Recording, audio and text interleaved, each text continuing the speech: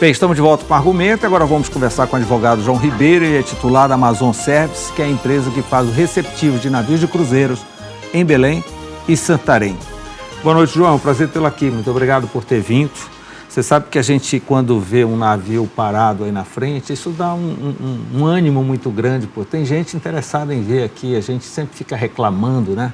Eu ouço falar, o que esses caras querem ver aqui? Eles querem ver justamente o que eles não conseguem ver lá, né? Eles gostam da chuva, que a gente reclama, eles gostam. A gente reclama do urubu no Ver-o-Peso, eles adoram, passam horas fotografando o urubu do Ver-o-Peso e assim por diante. Esse turismo de cruzeiro, que é importante porque traz muita gente, ele é expresso, é rápido, não é? Qual é o desenvolvimento dele em Belém? Há quanto tempo você atua nesse mercado, João?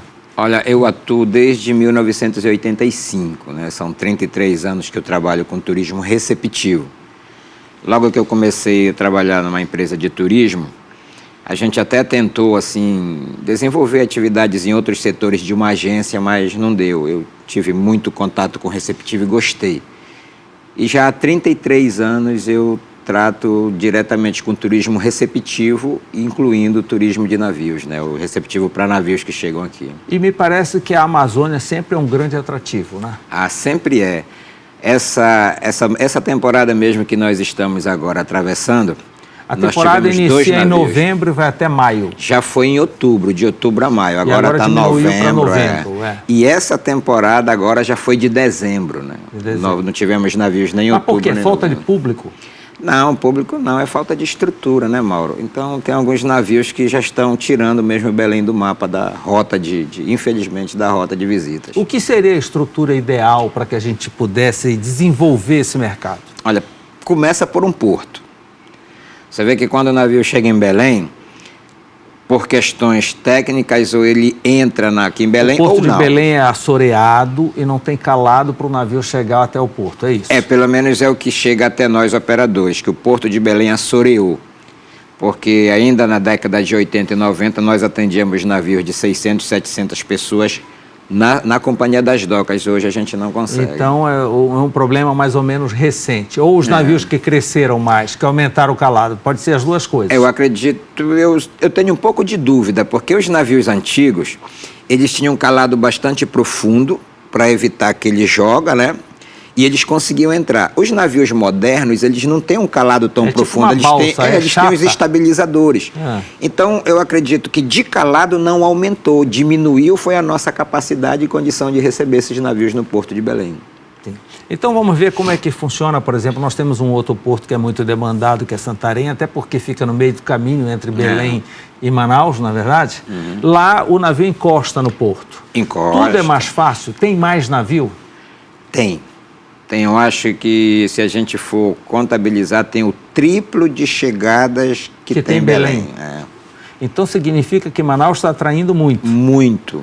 E quando ele vai para Manaus, na verdade, é o Rio Amazonas. Sim, é o Rio Amazonas. É o Rio Amazonas. Aí, por que Manaus? Porque dali em diante o navio grande não consegue mais. Aí ele troca de passageiro em Manaus, eles vendem 2 excursões, troca de passageiro em Manaus e ele volta pelo Amazonas. Que é um grande negócio a troca de passageiro, né, João? É muito bom. Porque envolve aeroporto, envolve transporte, hotelaria e assim por diante. É a troca. Nós temos aqui a companhia da Hapag-Lloyd, eles trazem os navios de expedição. Esse daí vai até no Peru. Ele passa mas por são Manaus. Navios muito pequenos. Pequenos, né? Mas como eu te falo, da hotelaria. Eles ocupam hotel, ocupam restaurantes, entendeu? É bem diferente. E quem está substituindo, quem está abocanhando essa parte de Belém no início do Rio Amazonas? Alguém está ficando com isso. Quem é? A parte de navios? Sim. Santarém. Sim, Santarém é passagem, mas aqui quando ele vai embora, está indo para o lado de Macapá? Macapá. Que hoje, também encosta. Encosta. O porto de Macapá, ele dá uma certa prioridade para os navios de turismo e ele fica encostado mesmo, né? No porto, os ônibus entram no porto, o passageiro desce praticamente do navio para dentro do ônibus. Então, para a gente entender, na verdade, para esse turista não é vendido uma visita a Belém, e sim o Rio Amazonas. O Rio Amazonas é o atrativo. É o atrativo. Belém é o início do Rio Amazonas. É o que nós... Ou o final, porque quando o navio vem de lá, ele passa por Belém. E como a gente está perdendo por falta de estrutura, Macapá está abocanhando esse turista. Está começando. E você nota que Belém, ele tem muito mais a oferecer para aquele turista que vem em Belém, porque não é só o porto, né, Mauro? É o que você tem de atrativos para aquele turista que chega aqui. Então, entre Belém e o nosso estado vizinho, Belém ele tem muito mais atrativos a oferecer. É uma cidade só mais que antiga, a gente mais não estruturada, não tem como chegar. Então ele fica ao largo, ele para no canal, chama-se Canal de Minas. Canal de Minas, que fica em frente à estação. Isso. Desce para um barco regional, que nós chamamos de barquinho, não é? E aí vai até a Estação das Docas. Até a Estação das Docas. Por exemplo, esse navio que passou agora, o Bremar, ele foi a primeira vez que veio a Belém.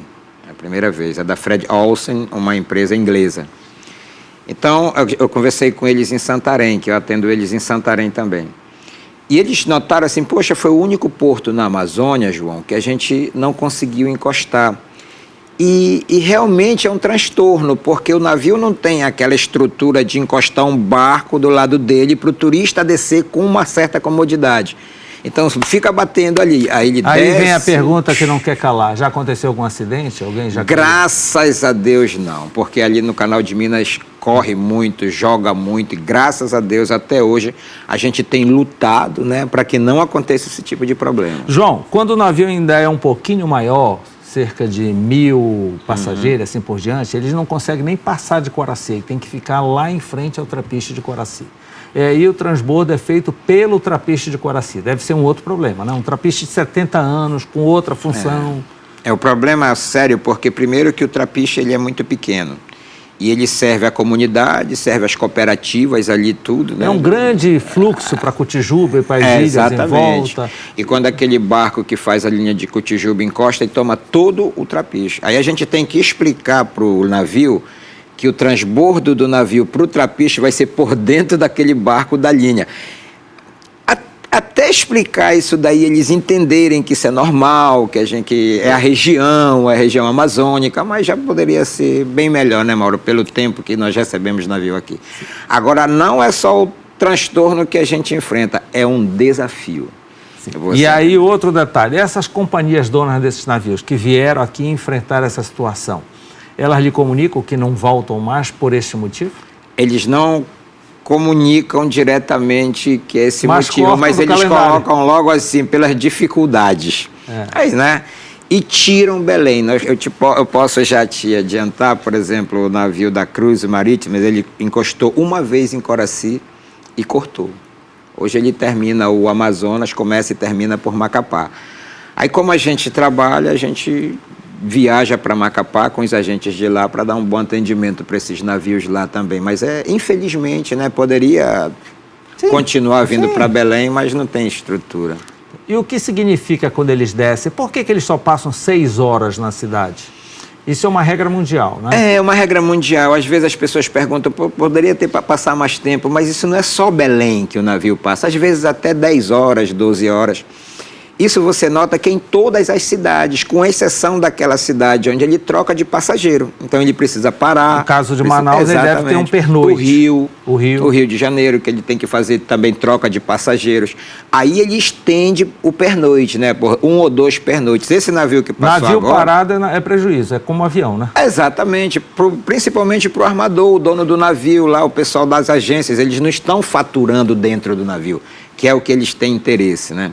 Quanto mais tempo o cliente passar dentro do navio, para ele é melhor, que ele está vendendo lá, está faturando. Então isso muita gente não entende. Poxa, o navio chega aqui e já sai no próprio... É assim em todo lugar. É em todo lugar. É uma média de 6 horas que ele desce. É um turismo expresso. Ele vem objetivamente já ver isso, aquilo, exatamente. Aquilo. Outra coisa que as pessoas perguntam, essa galera não come muito no nosso restaurante, né? Talvez não saibam que está incluso na diária dele do navio toda a comida. Então ele come muito bem antes de sair e deixa... já para quando chegar. Exatamente. Então, a gente às vezes é questionado com os nossos amigos dos restaurantes, né? Poxa, mas eles não passaram aqui. Mas é como você fala, no pacote deles já está incluído todas as refeições, com exceção dos passeios.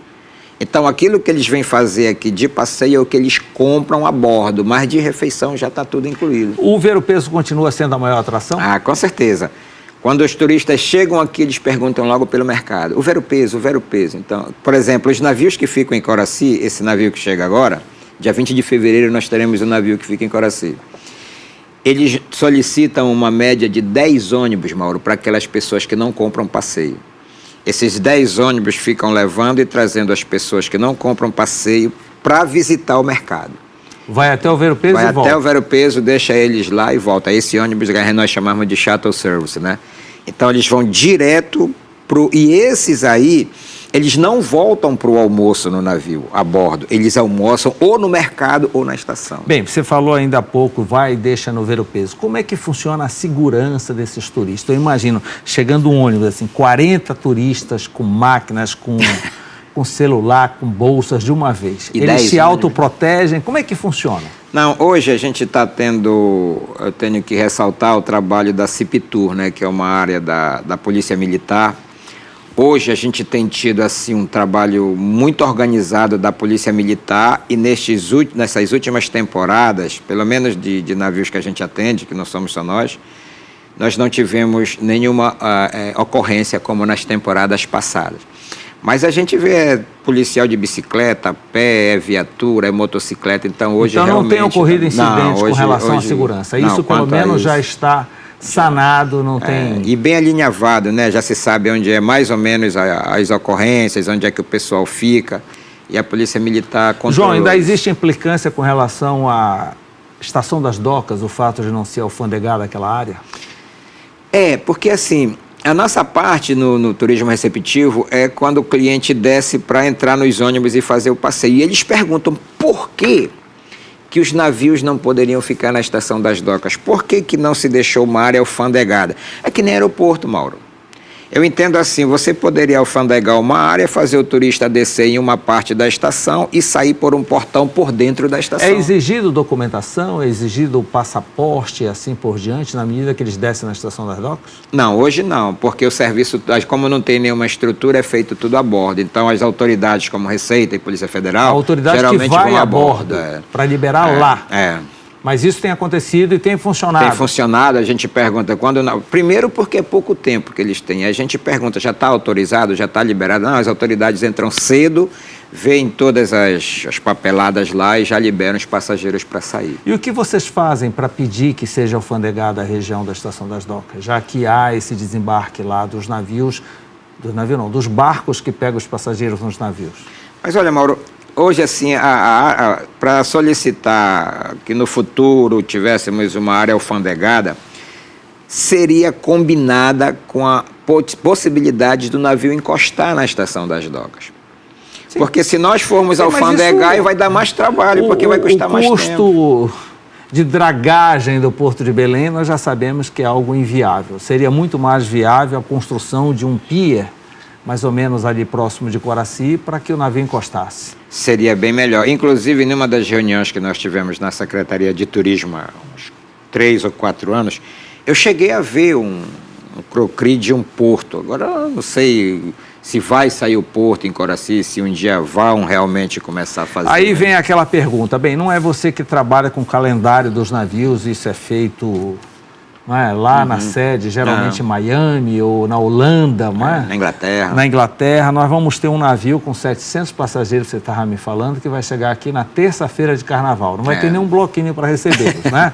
E aí, o que eles vão fazer terça-feira de carnaval, que estará chovendo em Belém, com tudo fechado? O que é que você vai fazer? Só o Ver o Peso que vai ficar fervilhando? Não, nesse caso, a gente não pode deixar o cliente sem uma opção. Olha, o navio que chegou dia 1º de janeiro aqui, estava tudo fechado. A chuva já faz parte do pacote, né? Não, eles gostam. A gente vende a rainforest, né? A floresta. E aí, o que acontece? Dia 1º eu tive que bolar um passeio panorâmico. Imagina, não, você vai visitar toda Belém fechada, mas nós vamos fazer um... Não desce do ônibus, olha, aqui é o Museu Guild. Literalmente, sem descer do ônibus, eu saí com 15 ônibus assim. Literalmente, porque eu não tinha opção. Esse para o dia 5 de março, a gente está tentando uma conversação, né, uns contatos com o governo do estado para ver a possibilidade. A secretária de Cultura, Úrsula Vidal, já comunicou que pelo menos os museus do estado, não o museu do estado, o MEP, porque agora foi fechado em caráter emergencial, mas os demais museus estarão abertos especificamente para receber esses cruzeiristas, né? E eles gostam de museu? Eles vão lá? Ah, eles adoram, principalmente o mercado inglês, né? Então eles compram o Museu de Arte Sacra, o Museu do Forte, tudo que é museu eles visitam. E é interessante que esse público de museus, eles já não visitam o mercado. Eles querem os museus, o teatro. Então eles fazem um link com o teatro e os museus administrados pelo Estado. Que é um público diferente do que vai para o Vero-Peso. É diferenciado. Aquele que vai para o Vero-Peso, ele quer andar no Vero-Peso, ele quer ser levado para o outro lado do rio, ele quer andar na lama, ele quer ver o mato. É o que vai para o Combu, você leva o pessoal para o Combu, atravessa. Eu atravesso, mas eu não faço o Combu, eu faço o outro lado que é Boa Vista do Acará. Eu atravesso, na verdade, o Combu para o outro lado do rio. Aí vai pelo canalzinho lá. Aí lá a gente faz trilha, a gente faz uns passeios lá com capacete, porque é o período que está caindo fruta e todo mundo com seu capacete. Já tem alguém escondido lá em cima da árvore para jogar? Ainda não, mas é uma opção, né? Uma opção, é um atrativo. É tudo tão rápido, não dá para combinar com a árvore, né? Não, foi alguém um vento que bateu aí. Não, mas a gente espera, a gente faz uma precaução e espera que os frutos não caiam, principalmente um ouriço de castanha, né? Que geralmente está aqui. Eles podem voltar para o navio levando mercadorias compradas na terra? Porque eu nunca vi há uma implicância. Mas eu nunca vi dificuldade. Esses passageiros que vêm ali para o Vero-Peso, geralmente eles compram muita sandália, né? Eles têm uma sandália ali, aquelas havaianas ali. Eu acho que deve ser um absurdo lá a havaiana. Eles levam muita havaiana, é interessante. Eles levam garrafas de cachaça. Sim. Acho que para fazer bebida, as pode entrar, deixa entrar no navio? Eu nunca vi nenhuma implicância com essas coisas que são compradas no mercado ali, da entrada do navio. Eu nunca vi realmente. E levam frutas exóticas, coisas assim? Levam frutas. Compram tudo no Vero-Peso e levam frutas. As estatísticas dão conta de $100 por pessoa. Eu acredito que nessa pequena descida. Eu acredito que a média que cada turista deixa na cidade é uma média de $100. Porque além ali do mercado que eles visitam, eles gastam também na estação. Entendeu? Ali tem a feira do artesanato ali dentro da estação, que é pequena, mas eles vão ali. Eles têm aquela... Quando eles conseguem aquele tempo ali do happy hour, eles sentam ali, comem, bebem. João, e intercorrências nesse bolo assim, de 1.000 pessoas, 1.200 pessoas, você não tem problema com pronto-socorro, você não tem problema de polícia, você não tem esse tipo de problema? Não, o que geralmente acontece, mas não nos passeios, mas o que acontece assim é que pessoas, eles são pela devida idade, já houve navios que chegaram em Belém já com pessoas que faleceram no trajeto.